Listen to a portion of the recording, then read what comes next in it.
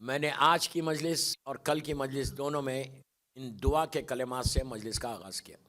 کل میں نے کہا تھا کہ یہ دعا بہت ریکمنڈڈ ہے، ہر وقت پڑھ سکتے، قنوت میں پڑھو، چلتے پھرتے پڑھو، گاڑی میں ڈرائیو کرتے ہوئے پڑھو، جب موقع ملے اپنی زبان پہ یہ جملے لو۔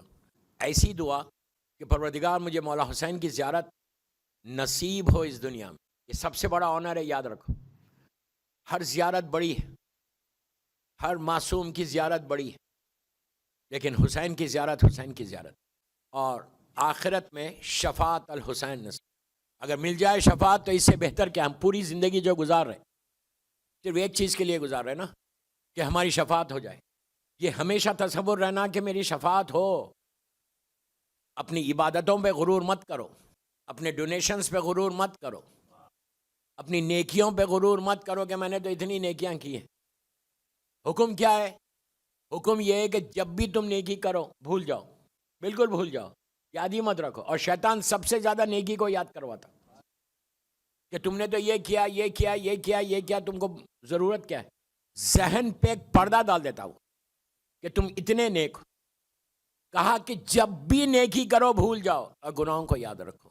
اس لیے یاد رکھو کہ تم استغفار کر سکتے، تم معافی مانگ سکتے۔ تو کسی چیز پہ ہم کو غرور نہیں ہے، صرف اہل بیت کی محبت پہ غرور، کہ محبت اہل بیت ہمارے پاس ہے، علی کی ولایت ہمارے پاس ہے، اس پہ ہم غرور۔ اور دعا کرتے رہیں کہ مولا یہ محبت آخر لمحے تک رہے۔ میں نے اس پہ زور دیا، کیوں دیا زور؟ اس لیے کہ اللہ رحم کرے، اللہ رحم کرے، اللہ معاف کرے، ہم کو معاف کر دے۔ کوئی گارنٹی نہیں ہے کہ تم شیعہ خاندان میں پیدا ہوئے، شیعہ ہو، پوری زندگی تم مولا کی محبت میں زندگی گزاری ہے، آخری لمحے میں بھی ولایت پہ رہو گے، کوئی گارنٹی نہیں ہے، کوئی گارنٹی نہیں ہے۔ دوستو بات سمجھ میں نہیں آئی آپ؟ شیطان ابھی ریٹائرڈ نہیں ہوا، لاسٹ مومنٹ تک وہ آ کے گمراہ کرنے کی کوشش کرے گا، آخری لمحے تک آ کے تم کو راستے صراط مستقیم سے ہٹائے گا۔ وہ پوری کوشش کرے گا ملک الموت آنے سے پہلے کہ یہ ہٹ جائے، وہ اپنے مقصد میں کامیاب ہو۔ اسی لیے ہمارے پاس دعائیں ہیں۔ دعائے عدیلہ کیوں ہیں؟ دعائے عدیلہ ہر نماز کے بعد نہیں پڑھ سکتے تو کم از کم 24 گھنٹے میں ایک دفعہ پڑھ لو۔ یہ آخری وقت کا ایمان کا پروٹیکشن ہے۔ آخری وقت میں موت سے پہلے ایمان تمہارا پروٹیکٹڈ رہے گا اگر تم دعائے عدیلہ پڑھتے رہو گے۔ اس لیے کہ کوئی گارنٹی نہیں، 1000 واقعات ہیں، 1000 واقعات کہ کیسے آخری لمحے میں گمراہ ہو گئے۔ اسی لیے کہا کہ ہمیشہ دعا کرو کہ اللہ خاتمہ ایمان پر ہو، ہمارا اینڈ ایمان پر ہو۔ اگر اینڈ ایمان پہ ہو گیا تو تمہارا بیڑا پار ہو گیا۔ اللہم ارزقنی فی الدنیا زیارت الحسین وفی الآخرت شفاعت الحسین۔ زیارت الحسین یہ کس کی خواہش ہے کہ زیارت حسین ہو؟ آج جس شہزادی کی شہادت تھی اس بی بی کی خواہش تھی، وہ بی بی نے خواہش کی تھی۔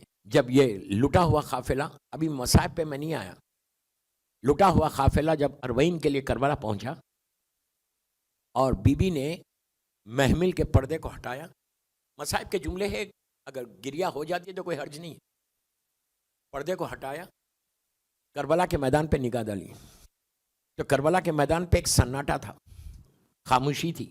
4 گریوز تھیں، ایک مولا حسین، گنج شہیدہ، حبیب ابن مظاہر اور دور پہ مولا عباس۔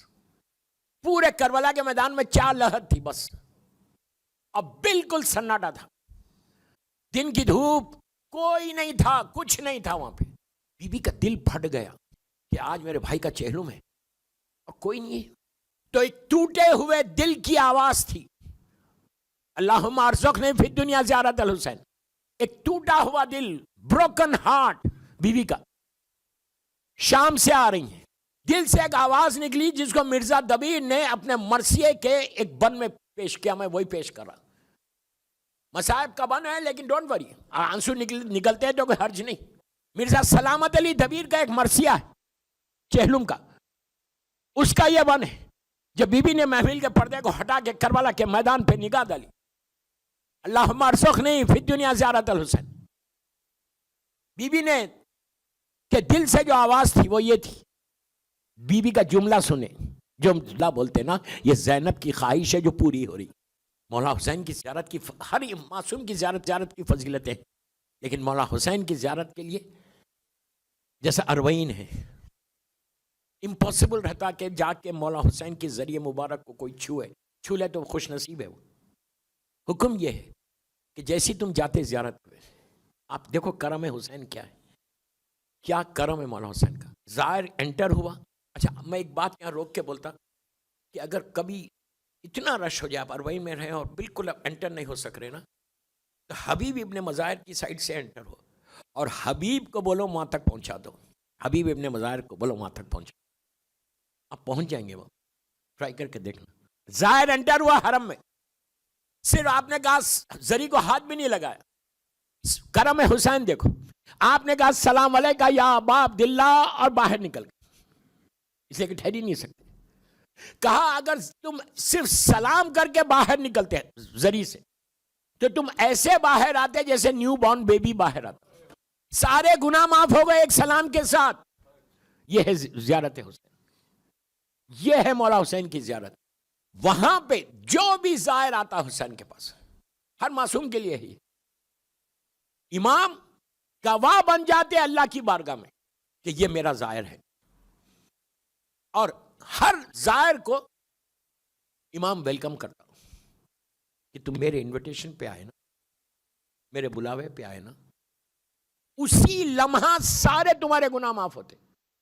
اب معصوم سے پوچھا گیا کہ اگر کوئی نہیں جا سکا تو وہ کیا کرے گا؟ گھر کے اندر اپنے گھر سے میرے جد کو سلام کرو، اللہ وہی اجر عطا کرے گا۔ یہ بھی کرم حسین ہے۔ اسی لیے میں ہمیشہ شرط کرتا ہوں کہ زیارت پڑھا کرو، روزانہ زیارت پڑھ کے اپنے رشتے کو حسین سے مضبوط کر لو۔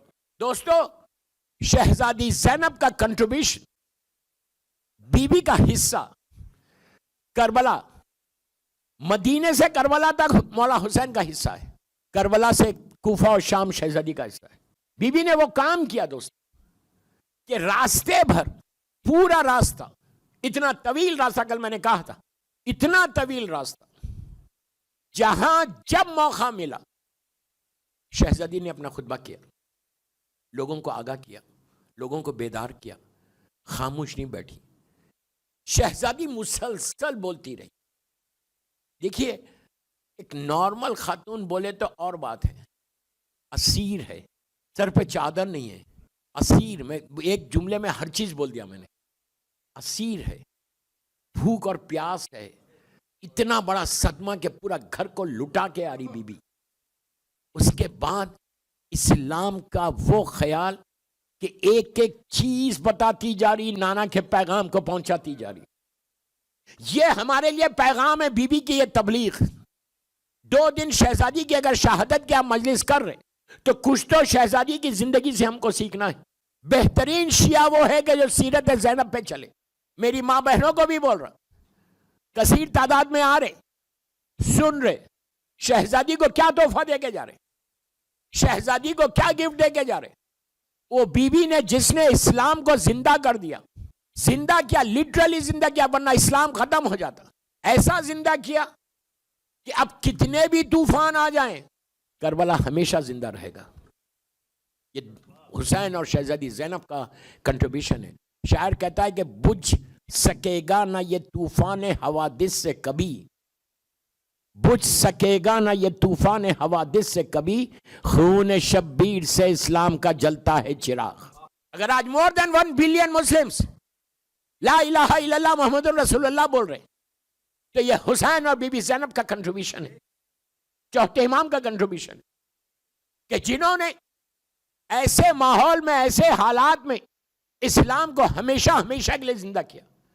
دوستو، کل آپ نے دربار کا واقعہ سنا۔ یہ دربار کیا تھا؟ شہزادی زینب، یزید کے دربار میں بی بی کا کنٹریبیوشن کیا؟ آپ نے کل سنا، میں مصائب وہ نہیں پڑھ رہا کہ کتنی مصیبت کے ساتھ بی بی دربار میں گئی۔ ایک جملے میں نے پورے مصائب پڑھ دیے، کتنی مصیبت۔ کوئی بی بی زینب کے دل سے پوچھے کہ گئیں کیسے دربار میں، ختم ہو گئی تھی بی بی، لیکن اس کے باوجود دربار میں جو کام کیا شہزادی نے، یزید ظالم کے چہرے سے نقاب کو ایسا الٹ دیا۔ میری خواہش میرے یوتھ سے ہے کہ 4 سرمن ایسے، 4 خطبے ایسے ہر شیعہ کو پڑھنا چاہیے. ایک غدیر کا اللہ کے رسول کا خطبہ، ایک شہزادی کونین کا دربار کا خطبہ، ایک نہج البلاغہ کا خطبہ شخشخیہ مولا کا خطبہ، اور ایک شام کے دربار میں بی بی زینب کا خطبہ. یہ 4 سرمن ہیں.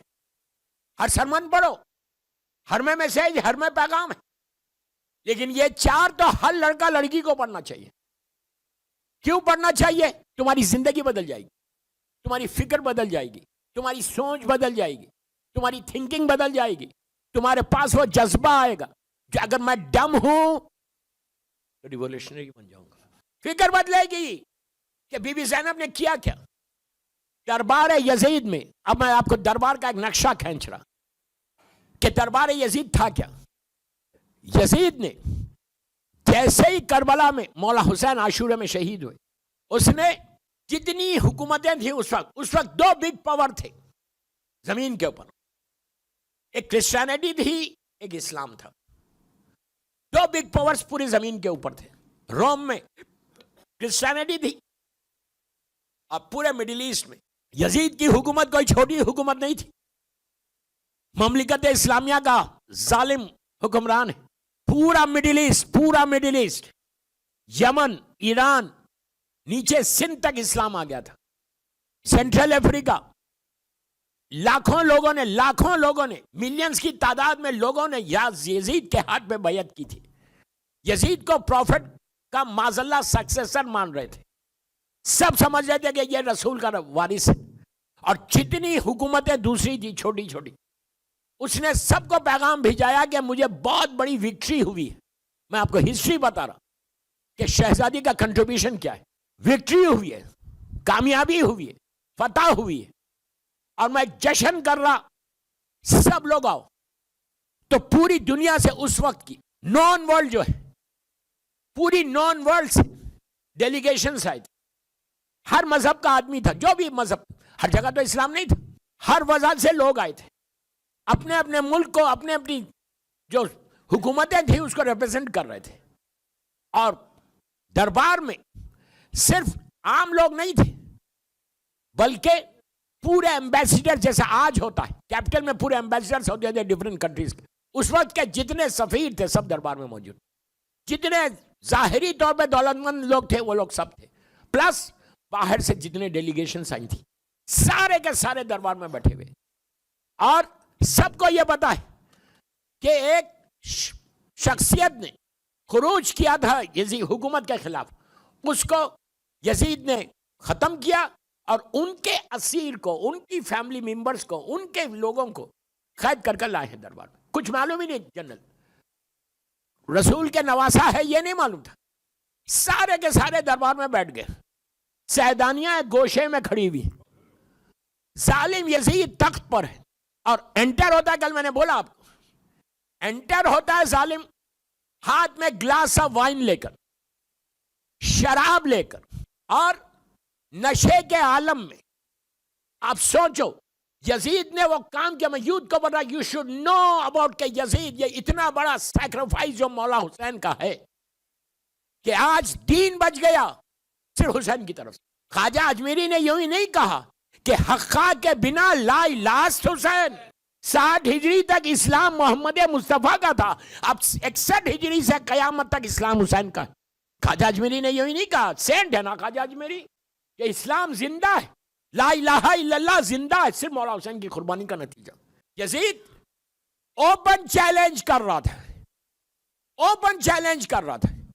سارے حرام محمدی کو، آپ یوتھ کو بول رہا، سارے حرام محمدی کو حلال کر دیا تھا. اس کے پاس کوئی حرام نہیں تھا، وہ یہ اسلام پریزنٹ کر رہا. کوئی بولنے والا نہیں، پلیز غور سے سنو، کوئی بولنے والا نہیں، کوئی ٹوکنے والا نہیں، کوئی یہ نہیں کہنے والا کہ یزید واٹ آر یو ڈوئنگ، دس از حرام. سوچو دوستو، وینسڈے کے دن فرائیڈے پریئر ہوتی ہے. Nobody is there to say کہ یزید آج وینسڈے ہے. ظالم کا حکم ہے پڑھنا ہے پڑھنا ہے. میں بہت احتیاط سے پڑھ رہا، رات بھر ایک کنیز کے ساتھ رہ کر صبح میں اپنا لباس اس کو پہنا کر دمشق کی جامع مسجد میں بھیجتا ہے، اب بھیج کے کہتا ہے تو نماز کو لیڈ کر.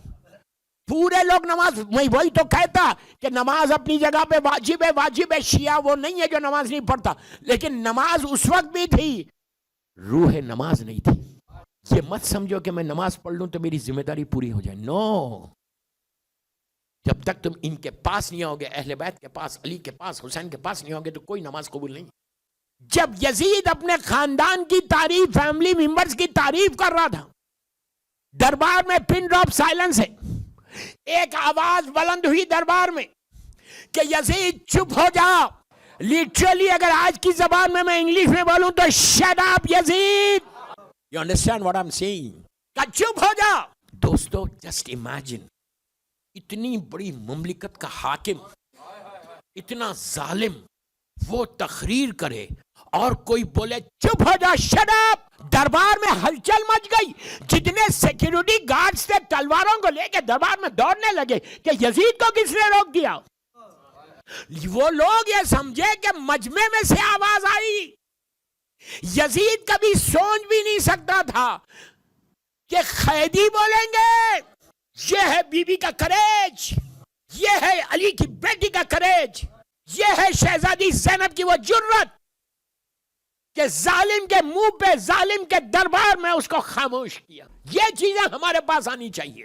We have to learn. میں عورتوں کو بھی بول رہا ہوں، مردوں کو بھی بول رہا ہوں، بچوں کو بھی بول رہا ہوں. جب کبھی دیکھو تو پیار سے، محبت سے، بڑے ہیں تو محبت سے بولو، لیکن بولو، خاموش مت بیٹھو. پوچھا جائے گا تم سے کہ گناہ ہو رہا تھا تم خاموش بیٹھے ہوئے تھے، ظلم ہو رہا تھا تم خاموش بیٹھے ہوئے تھے.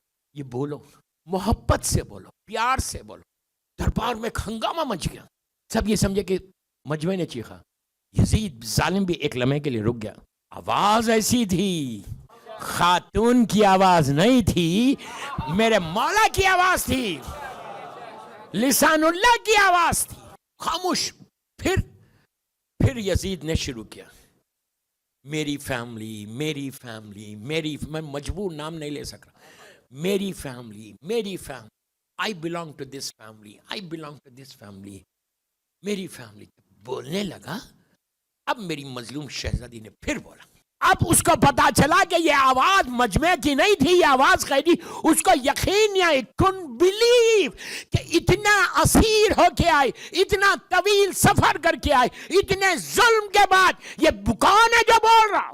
یہ شہزادی کا کردار ہے، یہ شہزادی ہے کہ جنہوں نے لیڈ کیا ہے، جنہوں نے حسین کے پیغام کو زندہ کر دیا، ہمیشہ کیا، مقصد حسین کو زندہ کیا. اب آپ کی ذمہ داری بھی یہی ہے. ہم جب موقع ملے، whenever you get chance، حسین کے پیغام کو پہنچاؤ. کربلا کو زندہ رکھنا آپ کا کام ہے. بی بی نے اس وقت کر دیا اور ہم کو میسج دے دیا کہ اب تمہاری ذمہ داریوں میں سے ایک ذمہ داری یہ ہے کہ تم کربلا کو زندہ رکھو. جب یزید اپنے خاندان کی تعریف کر رہا تھا، اپنی فیملی ممبرز کی تعریف کر رہا تھا کہ ہم یہ ظالم، جھوٹ جب بول رہا تھا، اس وقت شہزادی کے جملے سنو. میری مظلوم بی بی نے بھرے ہوئے دربار میں کہا، یزید اب تک کسی کو معلوم ہی نہیں کہ یزید کون ہے، اس کی فیملی کا کیا ہے کنٹریبیوشن، اور یہ قیدی کون ہے. بی بی نے کہا کہ یزید تو اپنے خاندان کی کیا تعریف کر رہا، تو اپنے باپ اور دادا کی کیا تعریف کر رہا. یزید تو میرے نانا کے آزاد کردہ غلام کا بیٹا ہے. جب یہ بولا اس کو پیسیز میں بدل دیا. He couldn't believe کہ قیدی ایک بی بی مجھے اس طرح میرے دربار میں بے عزت کریں گے، ذلیل کریں گے، رسوا کریں گے. یہ اللہ کی طرف سے تھا، علی کی بیٹی ہے. شہزادی نے کہا what are you talking about your family؟ ہم عزت اللہ نے ہم کو دی ہے. قرآن ہمارے پاس آیا، میرے نانا کے پاس قرآن آیا، ہمارے گھر میں قرآن ہے. اسلام ہمارے پاس ہے، اسلام تیرے پاس نہیں ہے. میں نے ایک ہلکا اسکیچ پڑھ دیا خالی وقت کی کمی کی وجہ سے، ہونا پورا خطبہ پڑھ کے سنا تھا کہ شہزادی نے کیسے. جب یہ کہا عزیزو، یزید کا عالم یہ کہ کچھ سمجھ ہی میں نہیں آ رہا. دربار میں آوازیں بلند ہونے لگی، یہ کون لوگ ہیں، یہ کون لوگ ہیں، یہ کون ہے. یہ کس فیملی کی بات ہے؟ اس لیے کہ کہا کہ نانا میرے، اسلام میرا، شریعت ہماری، پھر یہ کہا قرآن ہمارے گھر میں آیا، ہم وارث قرآن ہیں۔ جب یہ کہا دربار میں آوازیں بلند ہونے لگی کہ یہ کون لوگ ہیں، یزید نے کیا کہا اور یہ لوگ کون ہیں؟ اب میرا چوتھا امام زنجیروں میں جکڑا ہوا کہتا یزید کیا ان لکڑیوں پہ چڑھ کے میں بھی کچھ بولوں؟ تو بی بی نے تو اس کو ختم کر دیا تھا، یزید نے کہا نو، آپ نہیں جا سکتے۔ تو اس وقت پورے دربار میں آوازیں بلند ہونے لگی کہ یزید یہ تو قیدی ہے، اس سے کیا خوف کھا رہا، اس سے کیا ڈر رہا، یہ تو زنجیروں میں جکڑا ہوا ہے، دے دے اجازت، دے دے اجازت۔ ہر طرف سے جب آواز بلند ہوئی کہ دے، اب میرے مولا، اللہ ایسا ذلیل کیا اس کو، اب میرا مولا چوتھا امام، اللہ اکبر، زنجیروں کو میں جکڑا ہوا میرا امام، توق بیڑی میں میرا امام، تو میرا مولا ان لکڑیوں پہ آیا، لکڑیوں پہ آ کے میرے مولا کا بھی بڑا ایکسٹرا آرڈنری سرمن ہے یہ، آئے اپنا انٹروڈکشن کرایا، کیا کہہ کر کرایا میں ڈیٹیل میں نہیں جا رہا، جو مجھے جانتا ہے وہ جانتا ہے، بتا دیا کہ کوئی جاننے والا ہے، جو جانتا ہے مجھے جانتا ہے، جو نہیں جانتا ہے وہ سن لے کہ میں مینا کا بیٹا ہوں، میں زمزم کا بیٹا ہوں، میں رسول کا بیٹا ہوں، میں علی کا بیٹا ہوں، میں فاطمہ کا بیٹا ہوں، میں حسن کا بیٹا ہوں۔ پھر ایک جملہ کہا، آپ روئیں گے اس پہ، رو، کوئی مشکل نہیں، میں اس کا بیٹا ہوں جس کو پیاسا ذبح کر دیا۔ جب امام نے اس انداز سے اپنا، میں نے 2-3 جملوں میں آپ کو بتا دیا، سناٹا چھا گیا، لوگ رونے لگے، آوازیں بلند ہونے لگے کہ یزید یہ لوگ ہے کون، تو ہم کو کیا بول رہا تھا، اور یہ ہے کون، یہ تو رسول کا نواسا ہے، یہ ہے کون؟ اب یزید کے، میری طرف دیکھو، یزید کے کچھ سمجھ میں نہیں آیا، اس نے مؤذن سے کہا اذان دے دو، ابھی وقت نماز نہیں آیا تھا، ظالم یزید بیٹھا ہوا ہے، نماز کا وقت نہیں ہے، وہ جانتا ہے کہ ان کے کلام کو روکنے کے لیے صرف اذان ہے، اور وہ یہ سمجھ رہا تھا کہ وہ اذان دے گا تو مولا بولتے رہیں گے، لیکن مولا سے بہتر اللہ کی معرفت کس کو تھی؟ جب اس نے اذان کے لیے کہا اللہ اکبر، مؤذن نے کہا، اور کہا کبریائی بس اللہ کے لیے، مؤذن نے کہا اشہد ان لا الہ الا اللہ، مولا نے کہا بے شک وحدہ لا شریک وہ ہے، پورے دربار میں۔ اب مؤذن نے کہا، پلیز میری طرف دیکھو، اب مؤذن نے کہا اشہد ان محمد رسول اللہ، اب جیسے ہی نانا کا نام لیا گیا، یہ حق سوائے امام کے کوئی نہیں کر سکتا تھا، اتنی بڑی بات بول رہا، سوائے امام کے کوئی نہیں بول سکتا تھا، جیسے اس نے کہا اشہد ان محمد رسول اللہ، امام نے مؤذن کو دیکھ کے کہا رک جا، خاموشی چھا گئی کہ یہ کیا کہہ دیا، کہ جسٹ سٹاپ اٹ، امام کی آواز گونجی، امام وقت ہے، لسان اللہ کی آواز ہے، رک گیا مؤذن، اب پلٹا میرا امام بھرے ہوئے دربار میں، یزید کی طرف پلٹ کے کہا یزید، اور جب امام بات کرتا تو آخر تک آواز جاتی تھی، آخر تک آواز جاتی تھی، امام نے کہا رک جا، پھر پلٹ کے کہا یزید یہ بتا، یہ تیرے نانا یا میرے نانا؟